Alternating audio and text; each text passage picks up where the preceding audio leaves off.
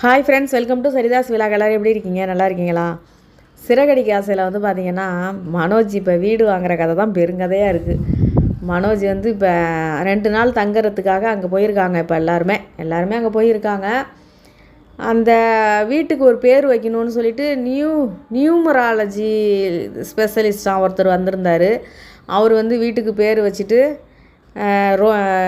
விஜயா பேர், மனோஜி, ரோஹிணி 3 பேரையும் சேர்த்து ரோமையான்னு ஒரு பேரை வச்சுட்டு அவர் போயிட்டார்.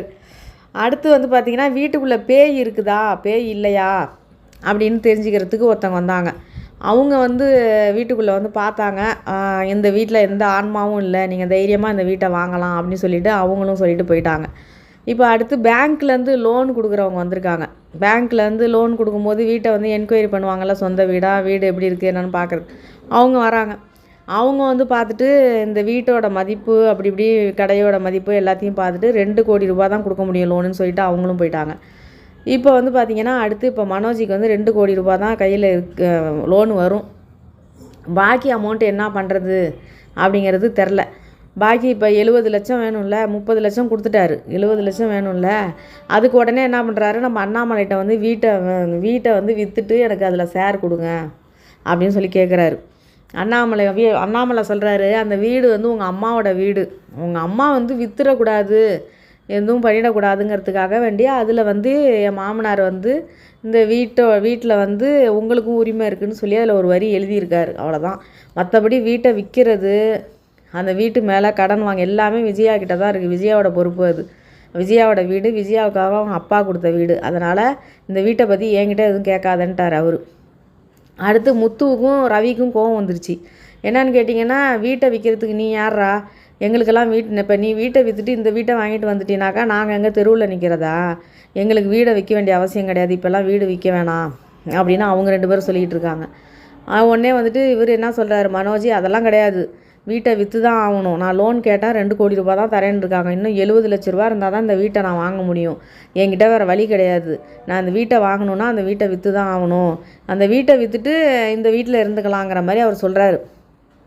என்ன சொல்கிறாரு, எதுக்குடா சண்டை போட்டுக்கிட்டு இருக்கீங்க, வீட்டை விற்றாச்சுன்னா நீயும் ஒரு ட்ராவல்ஸ் வச்சுக்கலாம் சொந்தமாக, அவனும் ஒரு ரெஸ்டாரண்ட் வைக்கணும்னு ரொம்ப நாளாக சொல்லிகிட்டு இருக்கான், அவனும் சொந்தமாக ஒரு ரெஸ்டாரண்ட் வச்சுக்கலாம், அவங்க வழியை பார்த்துட்டு போய்கிட்டே இருக்கலாம்ல அப்படின்னு. உடனே முத்து சொல்கிறார், அப்போ அப்பா அம்மா எங்கடா போவாங்க, வீட்டை விற்றுட்டு அப்பா அம்மா எங்கடா போயிருப்பாங்க, உன் வீட்டில் இருந்துக்கிட்டு உன் வீட்டு வேலையெல்லாம் செய்ய சொல்கிறியா, இப்போ 5 நாள் நல்லா வச்சுக்குவேன், அடுத்த நாள் அப்பாவை கரண்ட் பில் கட்ட போக சொல்லுவேன், ரேஷன் கடைக்கு போக சொல்லுவேன், இதெல்லாம் பண்ண சொல்ல மாட்டியா நீ, எனக்கு தெரியாதா உன்னை பற்றி அப்படிங்கிற மாதிரி பேசுகிறாரு.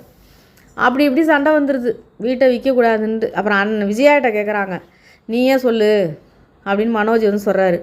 நீயே சொல்லுமா, நீ எனக்காக நீ தானம்மா பேசுவே, போதும் நீயே முடிவு சொல்லுமா, இந்த வீட்டை விற்றுட்டு எனக்கு அதில் உள்ள ஷேர் எனக்கு கொடுத்தாதாம்மா இந்த வீட்டை நான் வாங்க முடியும் அப்படின்னோடனே விஜயா சொல்லிட்டாங்க, எனக்குன்னு எங்கள் அப்பா கொடுத்தது இந்த வீடு தான், இப்போதைக்கு எனக்குன்னு இருக்கிறது இது ஒன்று தான், அதனால் இந்த வீட்டெல்லாம் நான் விற்க முடியாதுன்ட்டாங்க.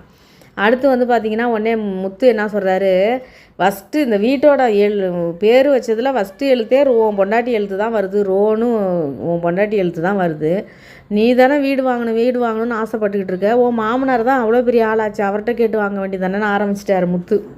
உடனே ரோஹிணி அப்படியே முத்துவை முறைக்கிறாங்க பாருங்கள். உடனே என்னானாக்கா மனோஜி விஜயா எல்லாம் சேர்ந்து, ஆமாம்ல நீ உங்கள் அப்பா கிட்ட கேளு, உங்கள் அப்பா அவ்வளோ சொத்து வச்சுருக்காருல, உங்கள் அப்பா கிட்ட கேளு அப்படின்னோடனே ரோகிணி எங்கேருந்து அப்பா கிட்ட கேட்குறது, செத்து போன அப்பா கிட்ட முழிக்கிறாங்க திருன்னு. இப்போ முத்துவை பார்த்து முறைக்கிறாங்க, இவன் ஆரம்பித்து வச்சுட்டானே அப்படின்ட்டு. விஜயாவும் மனோஜும் விட்ற மாதிரி இல்லை. இப்போ அவர் ஜெயிலுக்குள்ளே இருக்கார்ல, நான் எப்படி கேட்க முடியும் அப்படிங்கிறாங்க. அதெல்லாம் கிடையாது, உங்கள் மாமா கிட்ட கேளு, உங்கள் மாமா ஏதாவது ஏற்பாடு பண்ணி தருவார்ல, அவங்க மாமா கிட்ட கேளு, ஸோ அவர் தானே ஜெயிலுக்குள்ளே இருக்கார், அவரோட சொத்து எல்லாம் வெளியில் தானே இருக்குது அப்படிங்கிற மாதிரி பேசுகிறாங்க. உடனே என்ன பண்ணுறாங்க, ஃபோன் பண்ணுன்னோன்னா உடனே என்னன்னாக்கா வித்யாவுக்கு கால் பண்ணிட்டாங்க. எந்த மாமாவுக்கு கால் பண்ணுவாங்க, வித்யாவுக்கு கால் பண்ணி இவங்க பட்டிக்கே அவங்க மாமாகிட்ட பேசுகிற மாதிரி இவங்களாவே கேள்வி கேட்டு இவங்களாவே பதில் சொல்லிகிட்டு இருக்காங்க. வித்யா அந்த பக்கம் உளறிக்கிட்டு இருக்காங்க. ஏன்டி உன் தில்லுமுள்ளுக்கு அளவே கிடையாதா, எனக்கு கால் பண்ணிட்டியா, அங்கே ஏதோ பிரச்சனையில் மாட்டிக்கிட்ட போல், உடனே மாமாகிட்ட பேசுகிற மாதிரி என்கிட்ட கால் பண்ணிட்டியா, உன்னோட சேர்ந்து நானும் மாட்ட போகிறேன் நல்லா தெரியுது அப்படிங்கிற மாதிரி அவங்க ஆப்போசிட்டில் அந்த பக்கம் அவங்க அப்படி பேசிகிட்டு இருக்காங்க. இந்த பக்கம் என்னன்னாக்கா ரோஹிணி எல்லாரும் நின்றுட்டு இருக்காங்க, என்ன பண்ணுறதுன்னு திருன்னு முழிச்சிக்கிட்டு பேசிகிட்டு இருக்காங்க. அடுத்து என்னன்னாக்கா டக்குன்னு பேசிக்கிட்டே இருக்கும்போது கால் ஸ்லிப்பாகி ஃபோன் கீழே விழுவ போகுது. உடனே நம்ம அங்கேருந்து மீனா வந்து பிடிச்சிட்றாங்க ஃபோனை. டக்குன்னு ஃபோனை அப்போ டபக்குன்னு வாங்கிடுறாங்க ரோகிணி. ஏன் இவ்வளோ பதட்டமாக இருக்கீங்க அப்படிங்கிறாங்க மீனா. அதெல்லாம் ஒன்றும் இல்லை அப்படின்றாங்க. அதுக்கப்புறம் என்னன்னாக்கா ஃபோனை கட் பண்ணிவிட்டு என்ன சொல்கிறாங்க, எங்கள் மாமா வந்து இப்போதைக்கு பணம் ஏற்பாடு பண்ண முடியாதுன்னு சொல்லிட்டாரு. அப்பாவோட சொத்தெல்லாம் வந்துட்டு இப்போ வந்துட்டு இது பண்ணி வச்சுருக்காங்க, பிளாக் பண்ணி வச்சுருக்காங்க. எதுவுமே அப்பாவால் இப்போ எதுவுமே பண்ண முடியாது, மாமாவும் எதுவும் பணம் ரெடி பண்ண முடியாதுன்னு சொல்லிட்டாரு அப்படின்னு சொல்லிட்டாங்க. உடனே விஜயா என்ன சொல்லிட்டாங்க, நான் இந்த வீட்டை விற்க மாட்டேன், என் காலம் முடிகிற வரைக்கும் இந்த வீட்டை என் கையில் தான் இருக்கும், நான் விற்க மாட்டேன்ட்டு அவங்க சொல்லிட்டாங்க. இப்போ ரோகிணிக்கு வந்து என்ன பண்ணுறதுன்னு தெரில. மனோஜ் கடுப்பாகி போயிட்டார். இந்த பக்கம் என்னன்னாக்கா ரவி ஸ்ருதியெல்லாம் என்ன பேசிக்கிறாங்கன்னா, உங்கள் அண்ணன் இவ்வளோ சுயநலவாதியாக இருக்கார், அப்பத்துலேருந்தே முத்து இதுக்காக தான் முத்து வந்து அவரை அடிச்சுக்கிட்டே இருக்கார் போல் இருக்கு, அவரை பற்றி மட்டும்தான் யோசிக்கிறாரு, மற்றவங்கள பற்றி யோசிக்கவே மாட்டுறாரு அப்படிங்கிற மாதிரி ஸ்ருதி வந்து சொல்லிக்கிட்டு இருக்காங்க ரவி கிட்ட. வந்து நீனும் மனோஜும் நல்லா படிச்சிருக்கீங்க, ஆனால் வந்து முத்து வந்து படிக்கலைங்கிறது தான் அந்த டிப்ரெஷனில் தான் அவர் அப்பப்போ கத்திக்கிட்டு இருக்காரு, மற்றபடி இது முத்து வந்து ரொம்ப நல்ல மனசுக்கார் தான் அப்படின்னு சொல்லிக்கிட்டு இருக்காங்க. உங்கள் அண்ணன் தான் வந்து ரோகிணி இல்லாட்டி போனாக்கா உங்கள் அண்ணன் 0 தான், ரோகிணி இருக்கிறதுனால தான் இந்த அளவுக்காவது வேலை பார்க்குறாரு, இல்லாட்டி போனாக்கா அது கூட வேலை பார்க்க மாட்டார் அவர் அப்படிங்கிற மாதிரி சொல்லிக்கிட்டு இருக்காங்க ஸ்ருதி. இந்த பக்கம் மீனாவுக்கு டவுட் வந்துருச்சு. மீனா வந்து முத்துக்கிட்ட என்ன சொல்கிறாங்க, அவங்க இப்போதைக்கு இப்போப்போ ஃபோனில் பேசுனது வந்து அவங்க மாமா கிட்ட பேசுன மாதிரி தெரியல, அவங்க ஏதோ ஒன்று தில்முல் பண்ணுறாங்கங்கிறது மட்டும் நல்லா தெரியுது, இவங்களாவே கேள்வி கேட்டுக்கிட்டு இவங்களாவே பதில் சொன்ன மாதிரி தான் ஃபோனில் பேசுனாங்க, அவ்வளோ பதட்டமாக இருந்தாங்க, நீங்கள் கவனிச்சிங்களா அப்படின்னு மீனா சொல்கிறாங்க முத்துக்கிட்ட. இதுதான் நான் தான் சொல்கிறேனே, ரோகிணிக்குள்ளே ஏதோ ஒரு தில்லுமுள்ளு இருக்குங்கிறது தான் நான் சொல்கிறேனே அப்படிங்கிற மாதிரி முத்து சொல்கிறார். நான் கூடிய சீக்கிரம் கண்டுபிடிக்கிறேன் அப்படின்ட்டு. இப்போ இதோட இருக்குங்க அந்த வீடு. இப்போதைக்கு வந்து அந்த வீடு வந்து வீட்டு ஓனர் யாரோ, அந்த வீட்டில் வாடகைக்கு இருந்தவங்களே இவங்ககிட்டக்க ஏமாற்றி வீட்டை வந்து 30 லட்சத்துக்கு தள்ளி விட்டு ஓடிவிட்டாங்க. இப்போ அது தெரியல, இவங்க இப்போ அந்த 3 கோடி ரெடி பண்ணுறதுக்கு இவங்க எல்லாம் பண்ணிக்கிட்டு இருக்காங்க. ஆனால் அந்த வீட்டோட டாக்குமெண்ட்ஸ் எல்லாம் நம்ம பேங்க்லேருந்து வந்தவங்களும் பார்த்தாங்க. அது எப்படி டாக்குமெண்ட்ஸ் அவங்க கையில் வந்துச்சுங்கிறது தான் தெரில.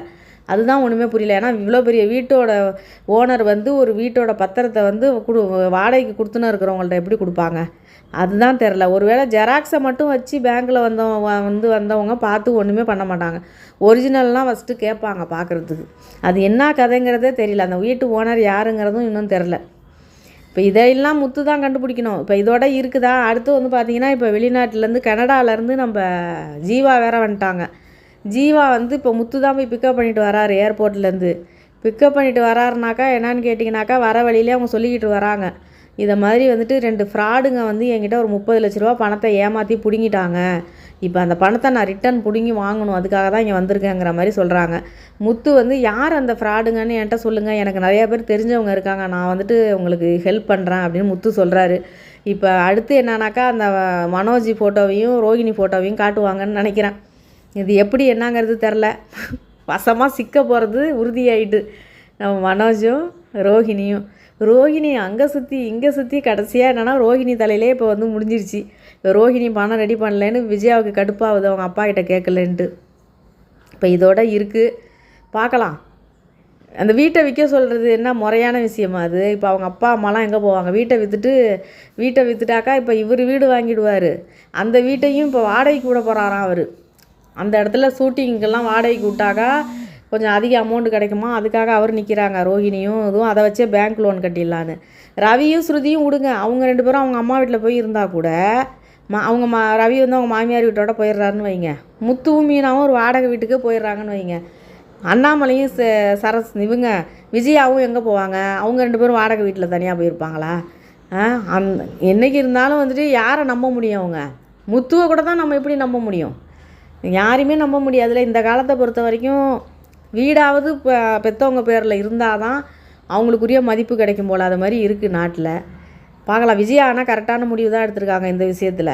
நான் வீட்டை விற்க மாட்டேன், எனக்குன்னு இருக்கிறது மட்டும்தான், நான் விற்க மாட்டேன்னு. நான் கூட நினச்சேன் மனோஜுக்காக வீட்டை விற்றுருவாங்களோ என்னமோன்ட்டு, ஆனால் வந்துட்டு அவங்க உஷாராக தான் இருக்காங்க விஜயா. இதோட இருக்குங்க சிறகடிக்க ஆசை கதை. பார்க்கலாம் இதுக்கப்புறம் என்ன நடக்குதுங்கிறது. இந்த வீடியோ உங்களுக்கு பிடிச்சிருந்தா லைக் பண்ணுங்கள், ஷேர் பண்ணுங்கள், சப்ஸ்கிரைப் பண்ணுங்கள். நன்றிங்க.